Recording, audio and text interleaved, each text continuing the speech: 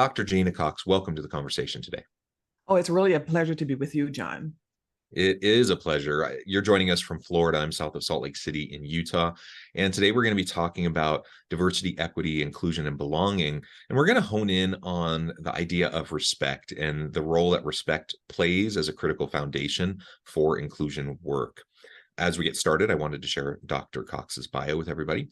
Dr. Gena Cox is CEO of Feels Human LLC and is an organizational psychologist and executive coach who helps leaders optimize their impact and influence, make career pivots, and build inclusive, respect to lead organizations. She is the author of Leading Inclusion, an award-winning guidebook that shows how to counter the typical disappointing outcomes from diversity, equity, and inclusion work. Her TED Talk, Yes and Careers, encourages an exploratory approach to building a purposeful career.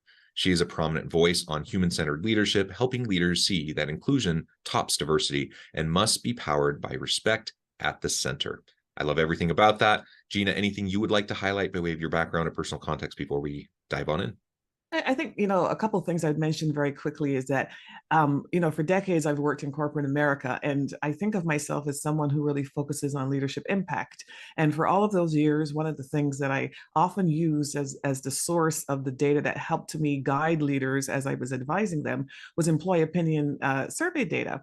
And so I think about these issues through the lens of someone who's heavily steeped in the language and the issues that pertain to leadership effectiveness, employee opinions, employee engagement, and so on. And over those years, this conversation about DE&I has always sort of been in a box. In fact, it isn't a topic that I consulted to or advised my clients about in that sort of way that I talk about it today, a much more expansive way, because people tended to see it as sort of a sliver of something, not a core issue. And so if there's one thing I want listeners to think about, it is that, you can't call yourself an effective leader unless you are really able to lead, 100% of the people who you might hire or who report to you.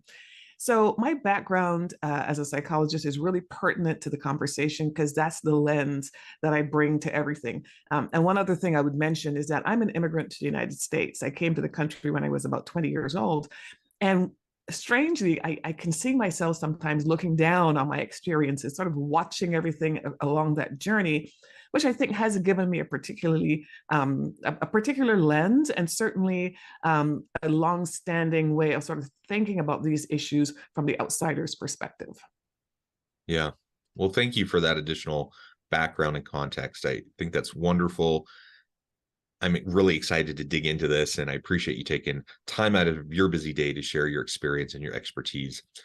Let's start by just framing out the traditional DEI, some add the belonging piece onto that DEIB conversation. What do you feel is missing there? I mean, it's gained traction in recent years, which I think is a good thing. I think more organizations are paying attention to DEI stuff than perhaps were even a decade ago. But we also are in a really polarized world right now, politically, socially, right? It's a difficult arena to play in. And certainly it can be messy. So what do you think organizations and leaders are currently missing in the DEI conversations, despite perhaps their best efforts or best intentions? Oh, absolutely. I do think there has been more effort and I do see progress. So I'm an eternal optimist. And so I'm sitting here, even in this environment that is quite disrupted and doesn't feel comfortable. I am sitting from a position where I believe things are going to get better, are getting better. It's too slow, but good intentions and all that. But what is missing from the conversation, I think, is that, first of all, I think leaders need to recognize that inclusion tops diversity.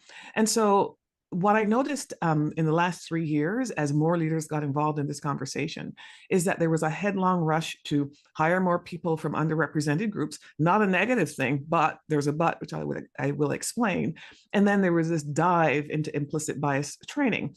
And the diversity focus, the focus on representation, while it's important for leaders to understand that and to get it right and to do better, it tended to take over the conversation when the reality is that no matter how many people from underrepresented groups you hire, if you don't have a foundation of inclusion, they're not going to stay in the organization. Yeah. So one thing that leaders are missing is that, bringing people into the organization where an organization that isn't ready for them feels like being the 11th person at a dinner party. You come in and you're like, where's my chair? Where's my fork? Mm-hmm. Where's my spoon? And you blame the host, your manager, your Yeah. leader, your Yeah. organization. Why didn't you take care of me?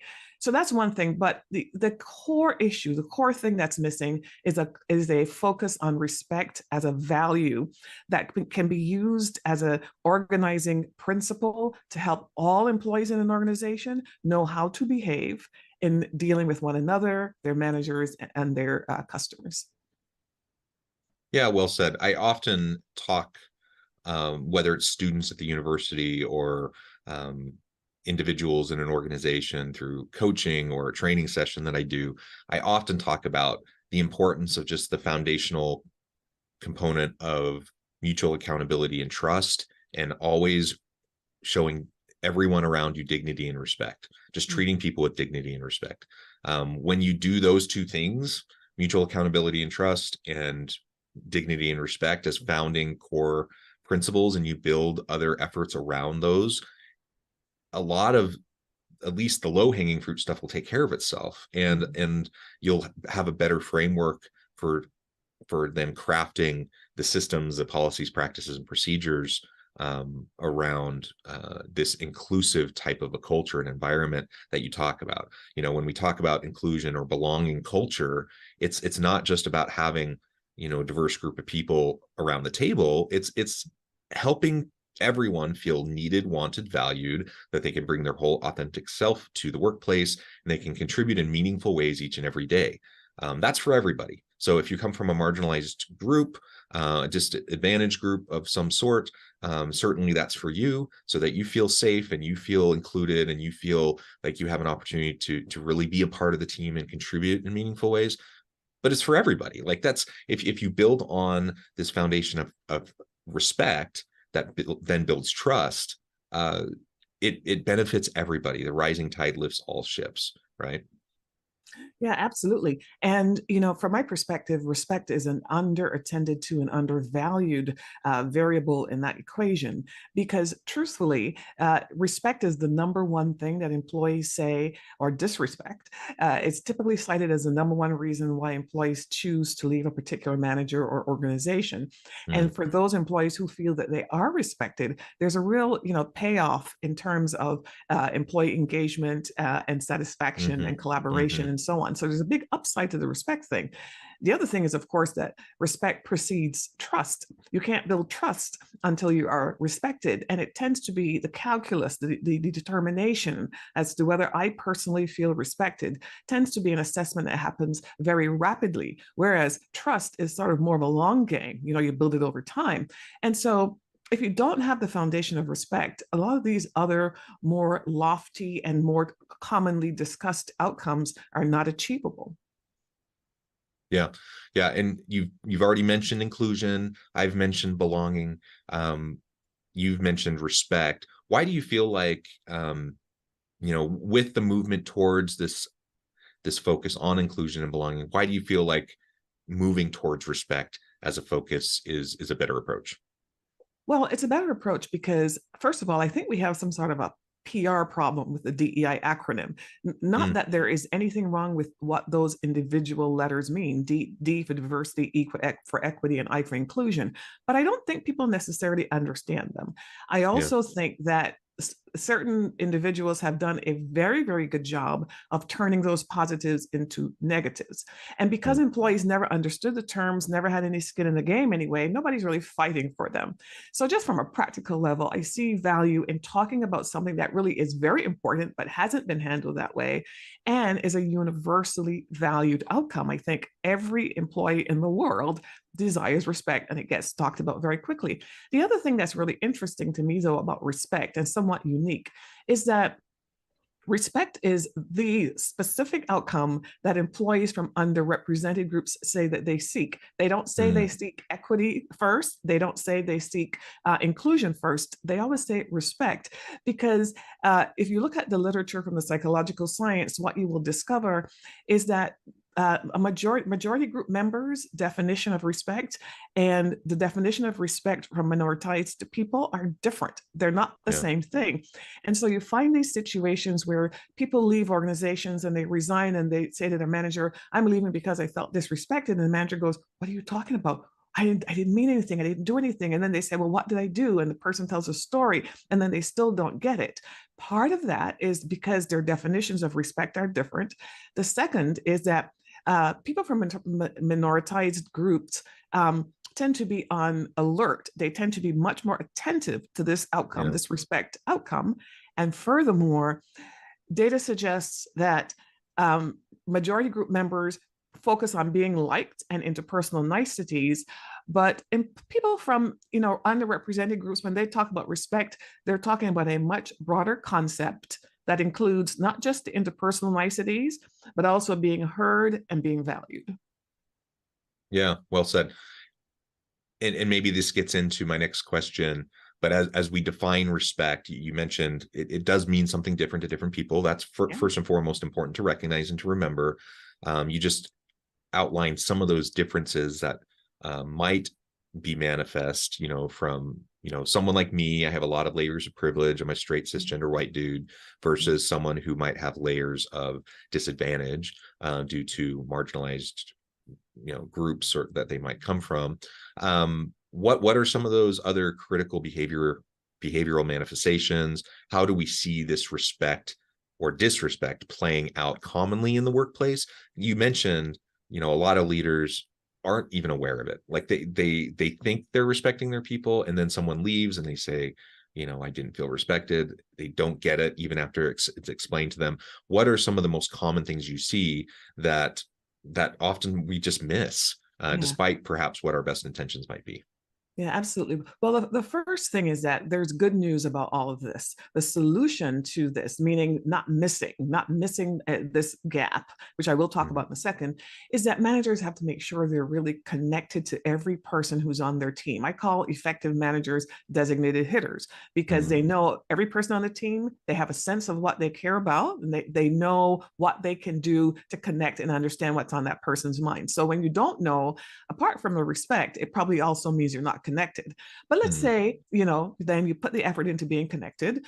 What often happens is that, as I said before, it does appear from what I have studied that employees from underrepresented groups are looking for something very specific.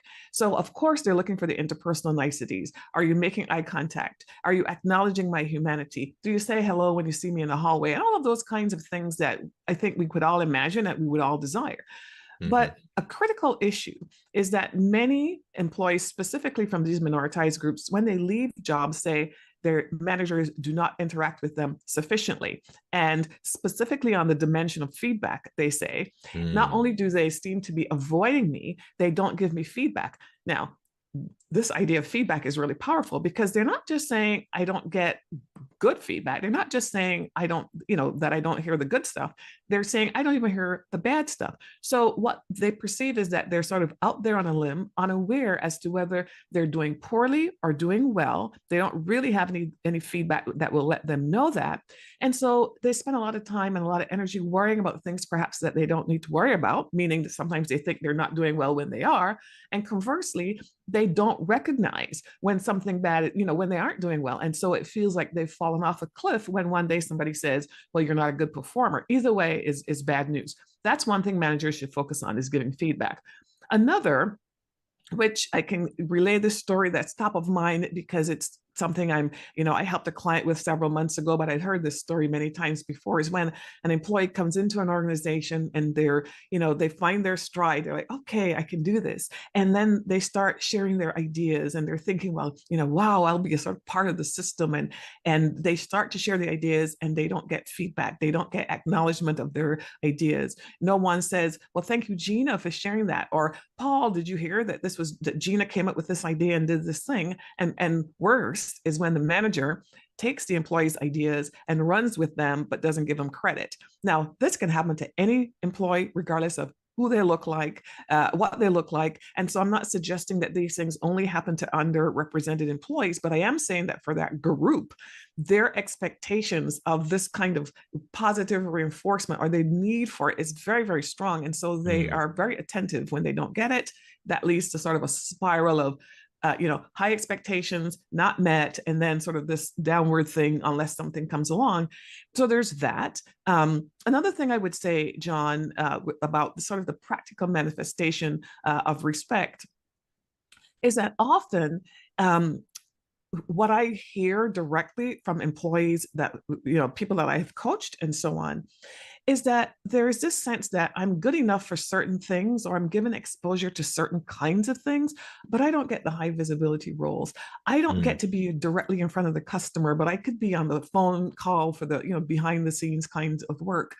And when the opportunities are doled out that would provide me maybe, opportunities to be in the parts of the business that generate revenue or where the product is created, I never even know that these opportunities exist. So even something as simple as making sure that all opportunities are clearly communicated is an element that can be put into the broad category of respect. Yeah, I think that's fantastic. Like, we just need to allow everyone on the team to contribute in these various ways. And sometimes, and again, I don't think it's always a nefarious thing in the mind of a Right. a leader saying, I want to exclude one person, I want agree. to, but some of it's implicit bias. Sometimes it's just, you kind of have your go-to people, the people the people you're comfortable with. You're like, they're my go-to person, I'm just going to put them on this important call, I'm going to put them on this important project.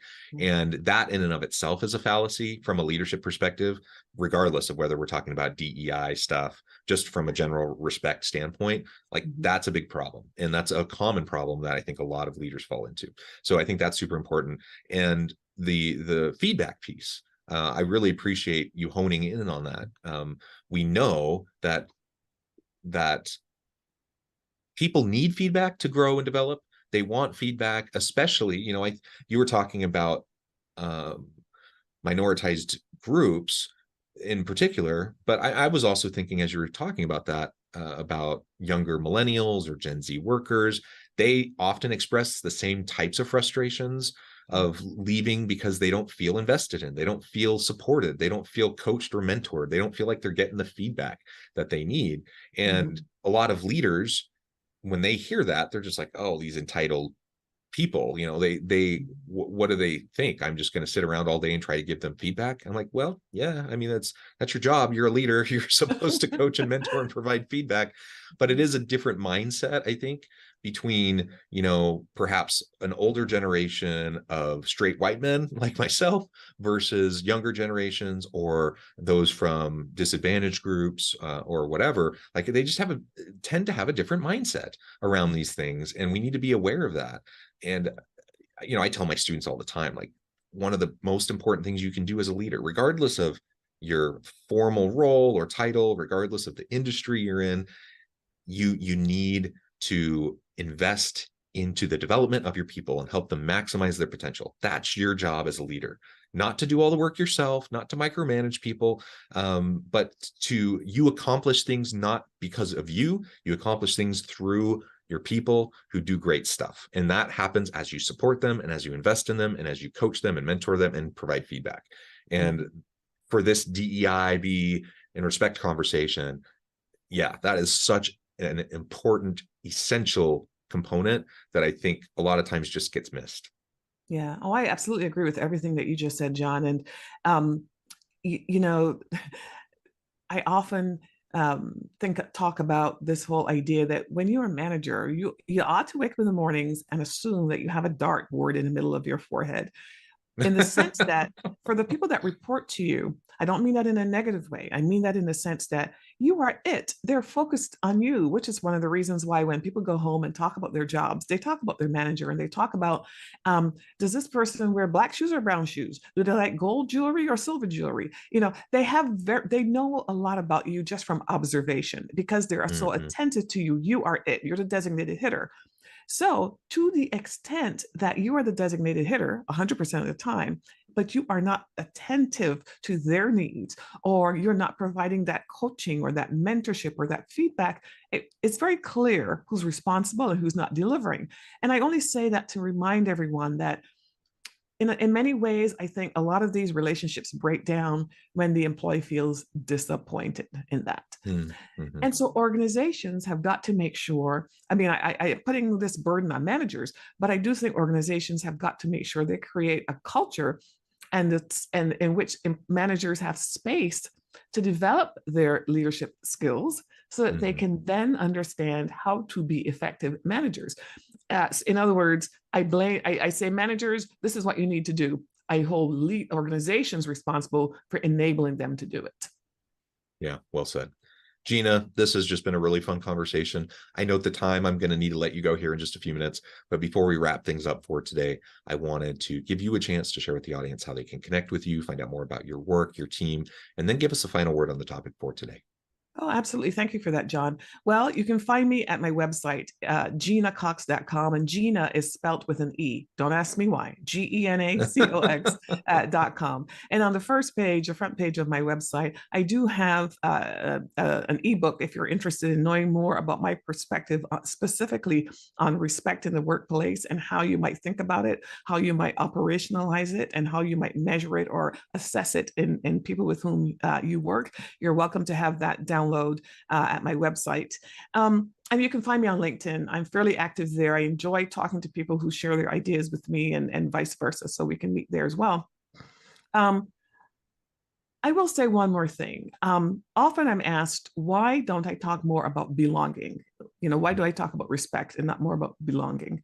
And there are two reasons. One of them is I'm really concerned that people are starting to add the B to the DEI primarily for sort of political cover in a way, right? To find another word to talk about. And I believe in belonging. I think belonging is a great idea, but I also find that it's very hard for people to define it. It's hard for people, when you ask other people, do you feel it? It's really hard for them to explain what they mean. And there's great variability in those explanations. And I think for people from minoritized groups, especially African Americans, there is a negative response to that word for obvious reasons. Reasons that are obvious, I think, to them, but might not be so obvious to others who use it, who don't have any bad intentions. So it's not ever going to be embraced, I don't think, especially by Black Americans. And as I said before, just based on the psychological science, respect is the core outcome that if you measure and if you drive to it and measure to it, will deliver all of these other outcomes that we desire. Yeah, wonderful. Gena, thank you so much. It's been a real pleasure. I encourage the audience to reach out, get connected, find out more about what Gena can do for you. Check out her books, check out her resources. And as always, I hope everyone can stay healthy and safe, that you can find meaning and purpose at work each and every day. And I hope you all have a great week.